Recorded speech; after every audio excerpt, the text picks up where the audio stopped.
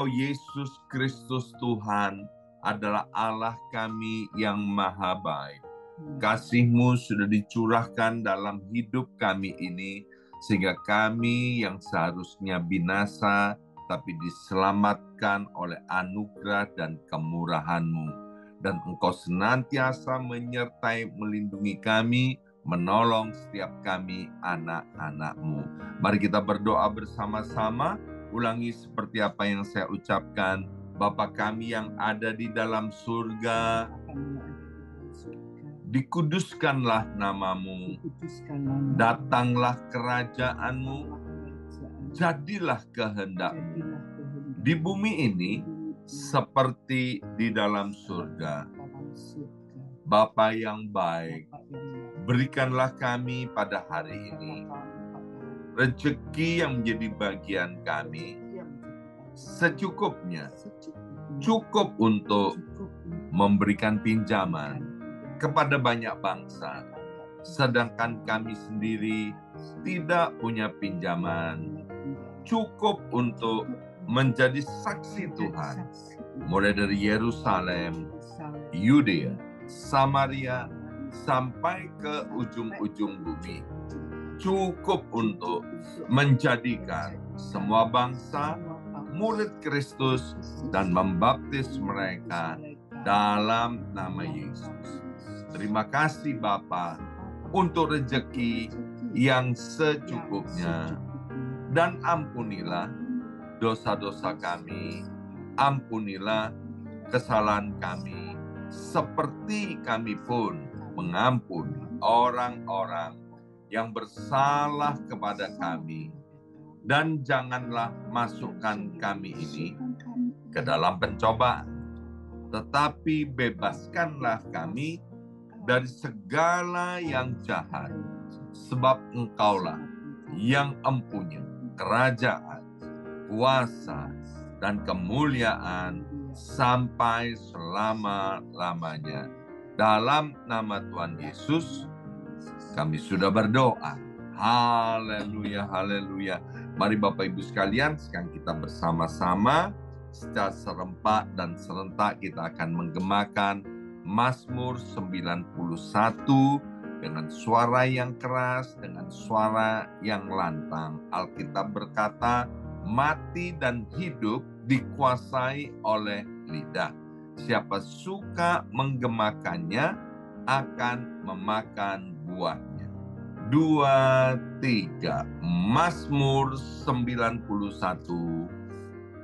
Orang yang duduk dalam lindungan yang maha tinggi dan bermalam dalam naungan yang maha kuasa akan berkata kepada Tuhan, tempat perlindunganku dan kubu pertahananku, Allahku yang kupercayai.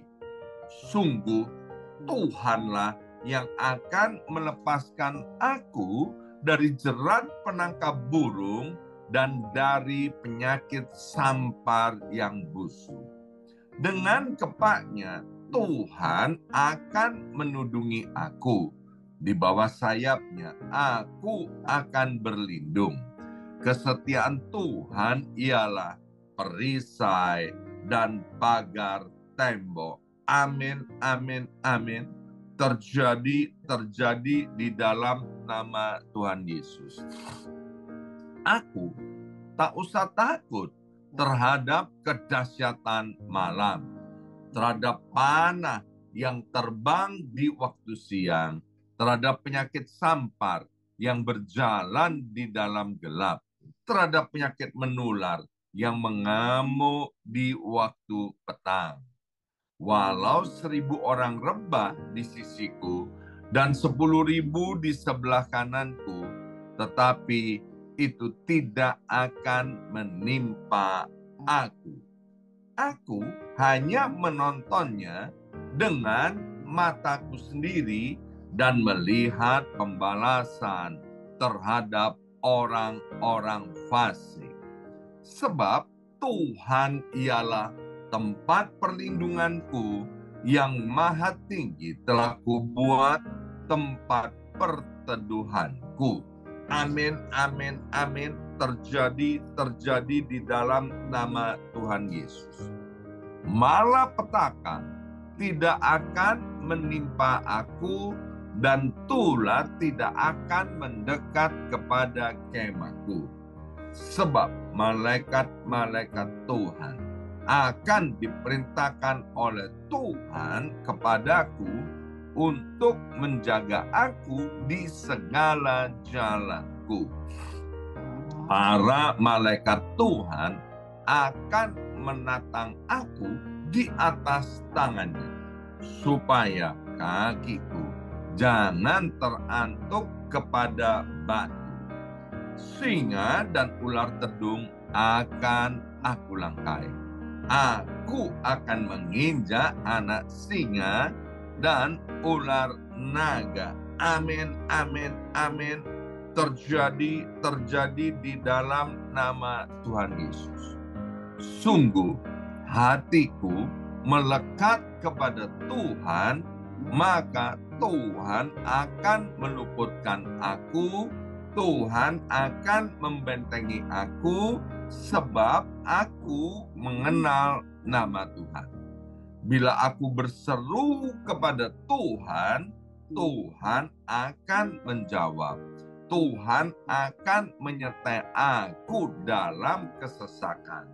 Tuhan akan meluputkan aku dan memuliakan aku. Dengan panjang umur akan Tuhan kenyangkan aku, dan akan Tuhan perlihatkan kepadaku keselamatan daripadanya. Amin, amin, amin. Terjadi di dalam nama Tuhan Yesus. Terima kasih ya Aba ya Bapa untuk waktu dan kesempatan yang baik ini. Kembali kami mau buka hati kami untuk ditaburi oleh benih kebenaran firman Tuhan. Kami mengundang Allah Roh Kudus untuk mengurapi setiap kami, anak-anak-Mu, dimanapun kami berada. Dalam nama Yesus, yang siap mendengarkan firman Tuhan, angkat jempolnya ke depan dan katakan amin 3 kali. Amin, amin, amin. Salam kebangkitan, salam penuaian. Semangat pagi! Semuanya semangat pagi, harus tetap semangat. Apapun yang terjadi, Tuhan itu baik dan Tuhan tidak pernah meninggalkan kita. Amin. Senang sekali hari ini Kamis 4 April 2024, hari ke-29 puasa raya ya. Saya melihat Bapak Ibu yang ikut ambil bagian, mukanya semakin penuh dengan kemuliaan, dan saya percaya mujizat sedang on the way. Ya, sudah nyampe di corner katanya, akan segera tiba dalam hidup kita. Baik Bapak Ibu sekalian, mari kita buka Alkitab kita dari kitab 3 Yohanes ya. Pasal yang pertama, surat 3 Yohanes ini cuma satu pasal. Dan ini merupakan ayat emas kita untuk bulan April.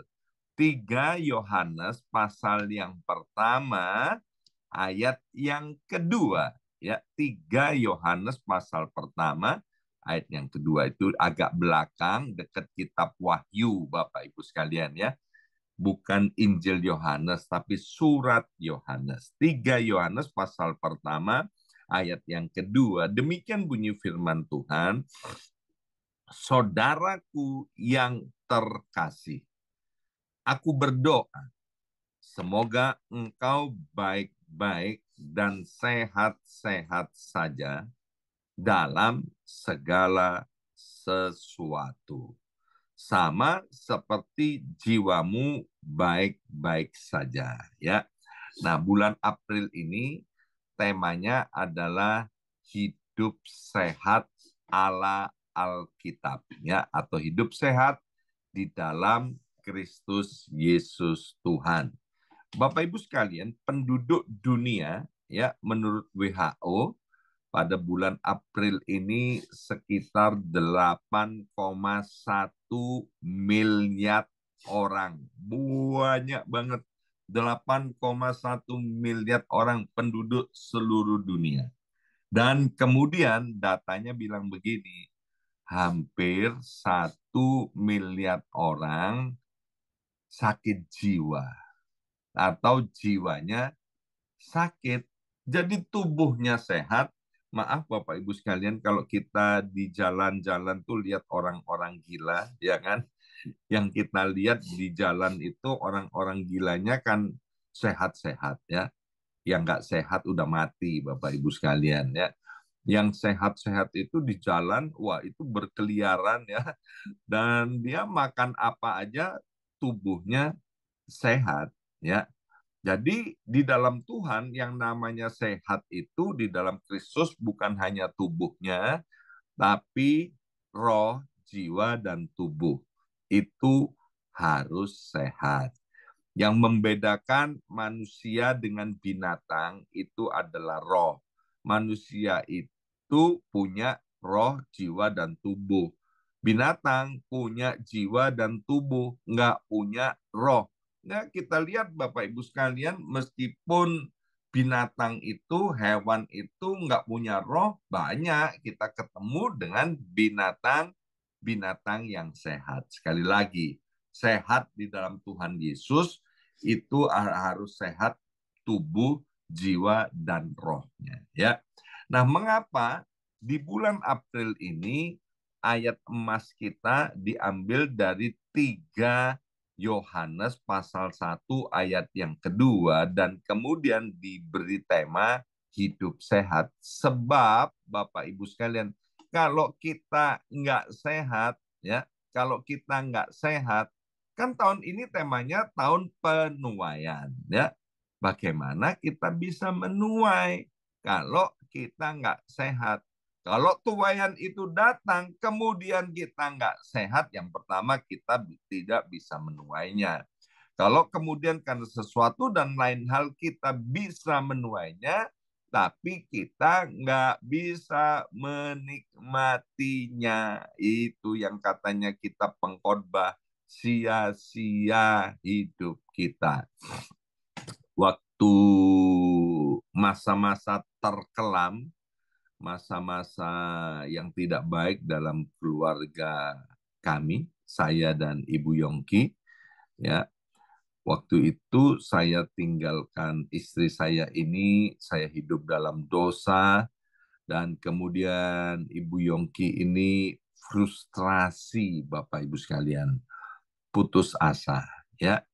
Dan pada satu waktu yang tepat, seperti kata kitab Amsal, perkataan yang diucapkan tepat pada waktunya, itu seperti buah apel emas di atas pinggan perak.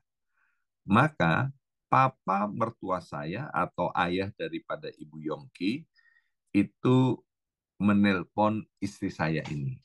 Dan dia bilang begini, kamu harus jaga kesehatan. Ya, yang dimaksud oleh papa mertua saya itu yaitu supaya istri saya ini jaga tubuhnya ini agar tetap kuat dan sehat. Papa mertua saya bilang begini, Papa percaya bahwa satu kali suamimu pasti pulang ke rumah, ya, pasti dipulihkan. Bapak Ibu sekalian, yang membaptis Papa mertua saya itu adalah saya sendiri. Ya, luar biasa Papa saya percaya kepada Yesus, hidup dalam iman dan bertumbuh menjadi seorang Kristen yang militan, ya. Nah, kemudian Ibu Yongki ini dia menangkap perkataan daripada papanya ini dan kemudian di tengah-tengah keputusasaannya, di tengah-tengah frustrasinya, Ibu Yongki ini bangkit, Bapak Ibu sekalian ya, punya semangat hidup lagi dan kemudian cari Tuhan dan juga kemudian merawat tubuhnya ya, tubuh jasmaninya dirawat, kerohaniannya dirawat. Nah, saya ketemu dengan orang-orang yang pintar merawat tubuhnya.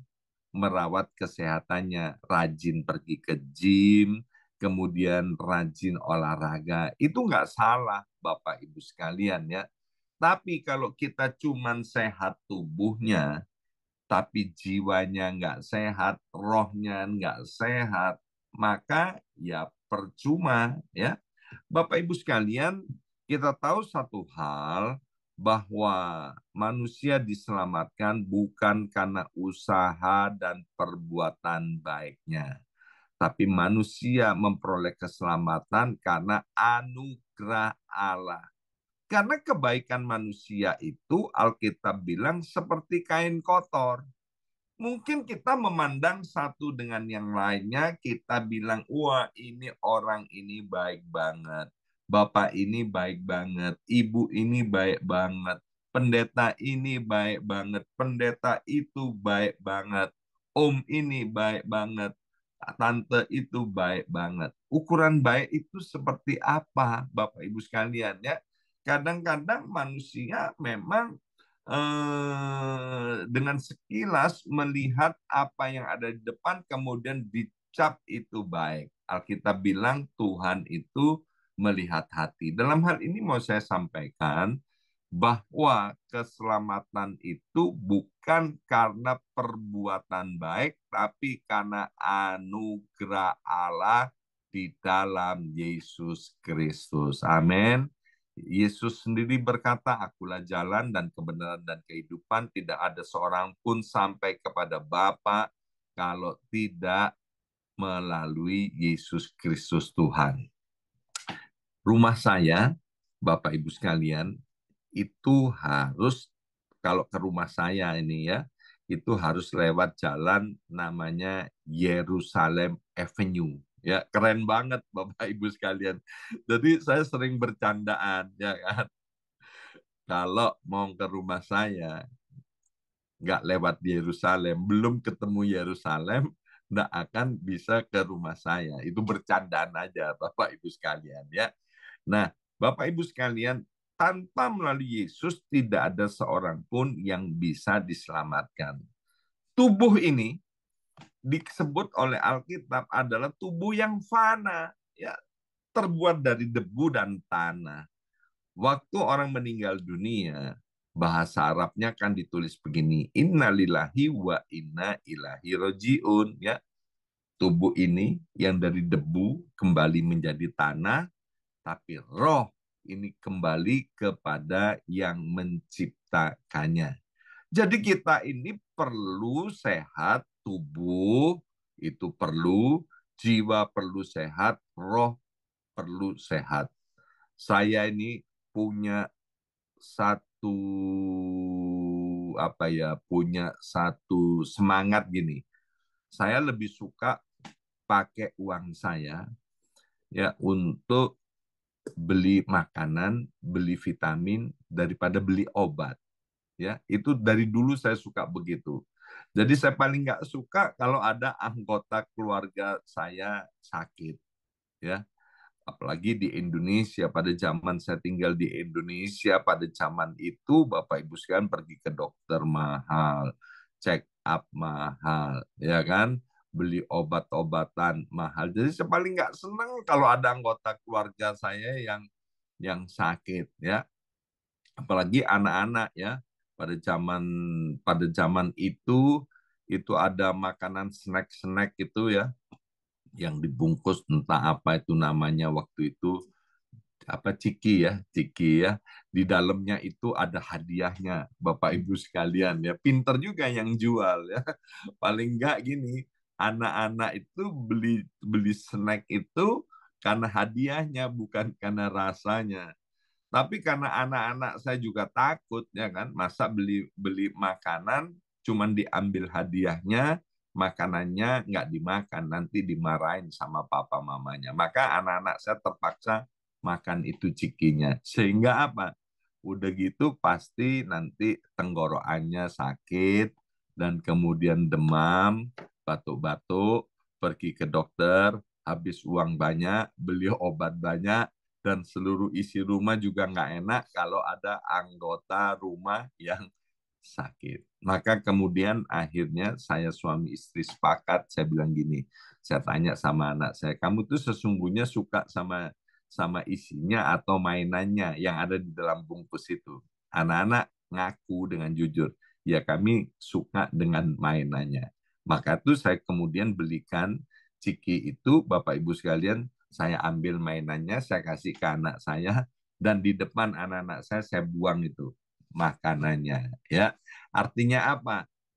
Apa yang masuk ke dalam tubuh kita itu mempengaruhi tubuh kita sehat atau tidak.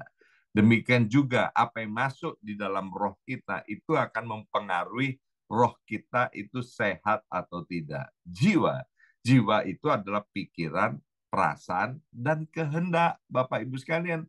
Demikian juga apa yang masuk dalam pikiran kita, apa yang masuk dalam jiwa kita, itu akan mempengaruhi sehat atau tidaknya jiwa kita. Jadi kalau WHO mengatakan ada 1 miliar orang sakit jiwa, dan di Indonesia Menteri Kesehatan pada tanggal 8 November 2023 itu menyebutkan begini, bahwa 1 orang dari 10 orang Indonesia itu sakit jiwanya. Kalau seluruh dunia itu hampir 1 miliar yang sakit jiwanya, dari 8 miliar itu artinya berapa? 12,5%, ya. Nah, orang Indonesia itu 10%, 1 dibanding 10 itu yang sakit jiwa. Jadi kalau penduduk Indonesia sekarang itu katakanlah kan hampir 300 juta, ya kan? 300 juta, kalau 10%-nya berapa? 30 juta yang sakit jiwanya. Banyak banget Bapak Ibu sekalian, ya. Maka itu Rasul Yohanes berkata, ya, surat ini kan ditujukan kepada Gaius dan juga kepada jemaat-jemaat Tuhan yang ada di sana. Dan juga hari ini ayat ini berbicara kepada kita, ya. Semoga kita itu baik-baik dan sehat-sehat dalam segala sesuatu, ya. Sama seperti jiwamu baik-baik saja, ya. Pertama harus dimulai dari roh, Bapak Ibu sekalian, ya. Kalau rohnya sehat, ya, sekali lagi kita ini kan manusia rohani, ya. Kalau rohnya sehat, nanti jiwanya sehat akan, dan kemudian tubuhnya sehat. Nah, roh ini harus dikasih makan, Bapak Ibu sekalian. Saya bersyukur kepada Tuhan atas Bapak Ibu semuanya, ya, yang begitu setia untuk doa fajar ini, ya. Saya tahu ini bukan hal yang mudah, karena Bapak Ibu adalah orang-orang yang rajin, yang bekerja, bukan pengangguran, ya. Pagi-pagi harus bangun, kemudian cari Tuhan, memuji Tuhan, berdoa, mendengarkan firman Tuhan. Ini adalah langkah yang amat sangat tepat dan baik. Seperti Yesus bilang di dalam Matius 6 ayat 33, carilah terlebih dahulu kerajaan kerajaan Allah dan kebenarannya, maka semuanya akan ditambahkan kepadamu. Kalau bicara soal kesehatan, ketika kita mencari Tuhan sungguh-sungguh, rohnya menjadi kuat, Bapak Ibu sekalian, maka nanti akan diikuti dengan jiwa yang sehat dan tubuh yang sehat. Semuanya dimulai dari manusia rohani, ya, manusia rohani. Nah, Bapak Ibu sekalian, saya punya teman baik di Indonesia, seorang hamba Tuhan. Itu Bapak Ibu sekalian, kalau dia doa, ya, doa makan misalnya, ya, itu saya bisa nangis loh Bapak Ibu sekalian, ya. Bukan karena dia doanya kelamaan, enggak. Tapi waktu dia berkata, ya Aba, ya Bapa, dan lain sebagainya, ya, itu saya boleh merasakan hadirat Tuhan. Jadi luar biasa rohaninya. Ini teman saya, sahabat saya, ini Bapak Ibu sekalian ya. Yang membuat saya sedih hari ini, Bapak Ibu sekalian, dia stroke, Bapak Ibu sekalian, dia stroke. Stroke sehingga nggak bisa melayani lagi. Padahal dia gembala sidang, Bapak Ibu sekalian. Saya mendengarkan cerita dari keluarga dekat, Bapak Ibu sekalian, bahwa ternyata hamba Tuhan yang baik ini yang luar biasa. Dia anti makan obat, anti check up, Bapak Ibu sekalian. Saya mau kasih tahu kepada Bapak Ibu sekalian bahwa ilmu pengetahuan itu adalah anugerah Allah ya atas kita semua. Ilmu pengetahuan itu adalah anugerah Allah, termasuk yang namanya dokter, Bapak Ibu sekalian ya.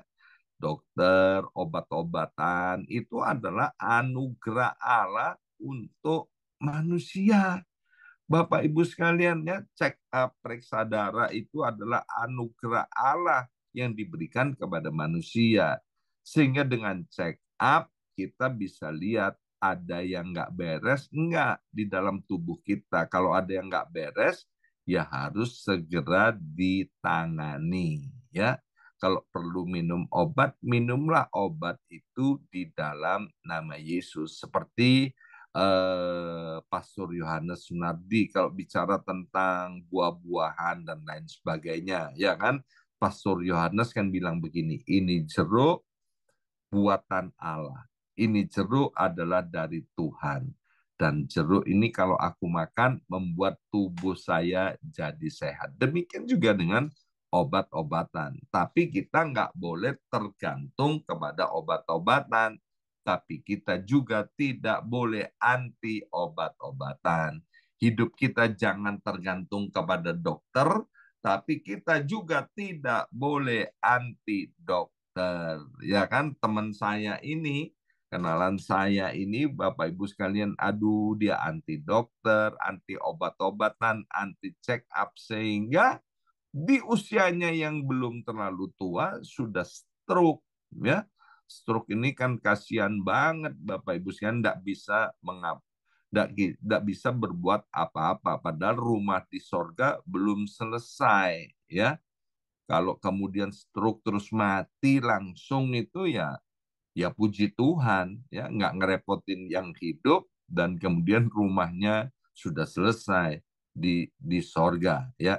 Maka itu Bapak Ibu sekalian, penting sekali bahwa kalau saya itu berdoa kan saya selalu bilang begini, bahwa kita harus diberkati secara rohaninya, secara tubuh jasmaninya harus sehat, keluarganya, kemudian keuangan, dan lain sebagainya. Ini bicara tentang kesehatan secara utuh. Nah, kita perlu menyadari, ya mari kita lihat Efesus pasal 2 ayat yang ke-10. Efesus pasal 2 ayat 10 ini ayat yang terkenal dan suka saya baca ya. Karena kita ini buatan Allah. Efesus 2 ayat 10 dengan jelas berkata kita ini buatan Allah, made in Allah ya. Diciptakan dalam Kristus Yesus untuk melakukan pekerjaan baik yang dipersiapkan Allah sebelumnya. Ia mau supaya kita hidup di dalamnya. Nah, yang perlu ditekankan di sini bahwa kita ini made in Allah. Waktu saya di Indonesia, waktu saya tinggal di Indonesia, betapa bangganya kalau beli barang made in Jerman, ya kan? Made in Amerika. Wah, itu bangganya luar biasa. Made in Eropa, made in Prancis misalnya. Ih, bangganya luar biasa. Kenapa? Katanya kalau made in luar negeri itu barangnya berkualitas tinggi. Lah kalau kita made in Allah, buatan Allah, kualitas tinggi enggak? Oh, amat sangat tinggi. Kita ini chip buatan yang sempurna. Katanya kalau buatan luar negeri itu awet, nggak gampang rusak. Tapi kenyataannya bisa rusak nggak? Oh bisa, Bapak Ibu sekalian. Di dunia ini nggak ada barang yang kekal. Ya, Barang-barang yang itu made in luar negeri, negeri-negeri yang terkenal, kalau nggak dirawat, nggak dijaga, itu juga rusak. Ya, demikian juga tubuh ini yang hidup kita terdiri dari tubuh, jiwa, dan roh. Kalau tidak dirawat, sekali lagi, kalau tidak dirawat, dan cara ngerawatnya itu juga salah satu dengan input yang benar dan baik, ya, maka juga tubuh ini rusak, roh ini rusak, jiwa ini rusak, ya. Nanti saya akan lanjutkan pada hari Sabtu. Tapi Tuhan mau berpesan kepada setiap kita. Mari Bapak Ibu sekalian, ya, perhatikan input yang masuk dalam roh kita, jiwa kita, dan tubuh kita. Supaya apa? Supaya kita ini sehat, sehingga kita bisa menuai, ya, menuai yang baik, menuai yang terbaik, baik dalam keluarga, rumah tangga, keuangan, di semua aspek bidang kehidupan kita. Mari kita berdoa, materaikan setiap benih kebenaran firman Tuhan ini, ya Aba, ya Bapa. Biarlah Allah Roh Kudus menolong kami untuk kami mengerti akan apa yang kami dengarkan pada hari ini. Biarlah segala sesuatu yang mulai hari ini masuk ke dalam pikiran kami, ke dalam jiwa kami, ke dalam roh kami, ke dalam tubuh kami mau seleksi sedemikian rupa, sehingga hanya yang baik dan berkenan di hadapan Tuhan yang boleh masuk. Sehingga kami menjadi pribadi yang sehat, roh, jiwa, dan tubuhnya. Dalam nama Yesus kami berdoa. Haleluya. Amin, amin, amin.